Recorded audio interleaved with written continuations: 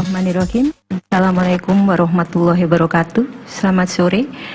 Pada kesempatan ini, saya mewakili Universitas Airlangga yang telah melakukan penelitian berkolaborasi dengan Badan Intelijen Negara Republik Indonesia untuk mensupport daripada gugus tugas percepatan penanganan COVID di Indonesia, telah melakukan penelitian terkait dengan regimen kombinasi obat dan juga jenis stem cell yang punya efektivitas yang cukup bagus terhadap penanganan COVID-19 berdasarkan virus SARS-CoV-2 dengan isolat asli yang kita ambil dari Indonesia sendiri. Jadi di sini seperti kita ketahui bahwa selama ini pijakan daripada suatu infeksi disease adalah adanya triangle konsep, yaitu antara host, environment, dan agent.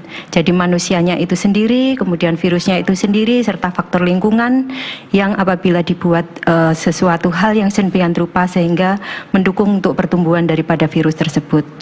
Dan basic konsep dari epidemiologi itu sendiri yaitu adanya seperti yang selama ini sudah dikerjakan oleh gugus tugas kita bersatu padu dengan masyarakat Indonesia, yaitu meliputi baik itu testing, tracing maupun treatment. Nah, treatment di sini ada non-medical treatment dan medical treatment. Non-medical treatment sangat penting juga artinya walaupun kita sudah meneliti dan menemukan medical treatment obat-obatan tersebut. Kombinasi obat-obatan yang sudah kita lakukan penelitian yaitu kita ambil dari obat-obatan yang sudah beredar di pasaran dan kita teliti untuk potensi dan efektivitas obat tersebut sehingga indikasinya diperluas menjadi obat untuk mempunyai efek sebagai antiviral dari SARS-CoV-2 dengan penanganan COVID-19 yang berbasis dari virus yang di Indonesia dengan melalui serangkaian daripada proses-proses, yaitu yang pertama kita lakukan yaitu uji toksisitas atau apakah obat yang mau kita pakai itu toksik enggak untuk sel tubuh kita. Kemudian yang kedua kita mengecek atau meneliti potensi daripada obat tersebut untuk membunuh daya killing terhadap virus SARS-CoV-2 tersebut.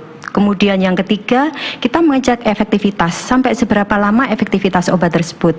Kemudian kita juga mengecek beberapa faktor inflamasi dan antiinflamasi. Dan dari penelitian ini, dari 14 regimen obat yang kita teliti, akhirnya kita mendapatkan 5 kombinasi regimen obat yang mempunyai potensi dan efektivitas yang cukup bagus untuk menghambat virus itu masuk ke dalam sel target dan juga untuk menghambat atau menurunkan perkembangbiakan daripada virus itu di sel. Hal ini kita ikuti mulai bertahap, mulai dari 24 jam, 48 jam, dan 72 jam, maka virus tersebut dari yang jumlahnya ratusan ribu, maka di sini sudah menjadi undetected. Kombinasi obat-obat tersebut, mungkin ini COVID-19 belum diperjualbelikan. Ini kolaborasi antara UNER, BNPB, dan juga Badan Intelijen Negara. Jadi ada 5 macam kombinasi, yaitu pertama lopinavir, ritonavir, dan juga asitromisin. Kemudian yang kedua lopinavir, ritonavir, dan doxycycline. Yang ketiga lopinavir, ritonavir, clarithromycin. Yang keempat hidroksikloroquine dan juga asitromisin. Dan yang kelima kombinasi antara hidroksikloroquine dan doxycycline. Memang dari beberapa obat tersebut pernah dilakukan suatu penelitian tetapi dosisnya tunggal. Jadi kenapa di sini kita memilih regimen kombinasi? Karena yang pertama mempunyai potensi dan efektivitas yang cukup bagus terhadap daya bunuh virus tersebut. Yang kedua, dosis yang dipakai di dalam kombinasi lebih kecil, 1/5 sampai 1/3 daripada dosis tunggal, sehingga sangat mengurangi toksisitas obat tersebut di dalam sel tubuh yang sehat. Kemudian yang keempat, maka dengan menurunnya sampai dengan tidak terdeteksinya virus setelah diberikan regimen obat ini, maka hal itu akan bisa memutus mata rantai penularan. Dan kenapa kita mengambil obat yang sudah ada beredar di pasaran? Karena yang pertama, karena obat yang beredar di pasaran itu sudah melalui berbagai macam uji sampai dengan mendapatkan suatu izin edar dari Badan POM, yaitu mulai dari in vitro, animal, sampai dengan post marketing drug. Kemudian yang kedua, di masa pandemi ini kita membutuhkan sesuatu yang emergensi dan urgensi Walaupun begitu, tetapi kita masih mempertimbangkan efek daripada keamanan untuk tubuh pasien. Sehingga kenapa regimen ini dipilih kombinasi dan regimen ini diambil dari obat-obat yang sudah beredar. Seperti itu. Kemudian yang kedua, kita juga melakukan penelitian terhadap stem cell. Jadi jenis stem cell yang kita pakai di sini ada dua, natural killer cell dan juga hematopoietic stem cell, dan didapatkan dalam 24 jam dan 72 jam. Hematopoietic stem cell dan natural killer cell ini, maka dia bisa meninaktivasi daripada virus dengan jumlah yang cukup signifikan besar, kurang lebih 80-90%-nya.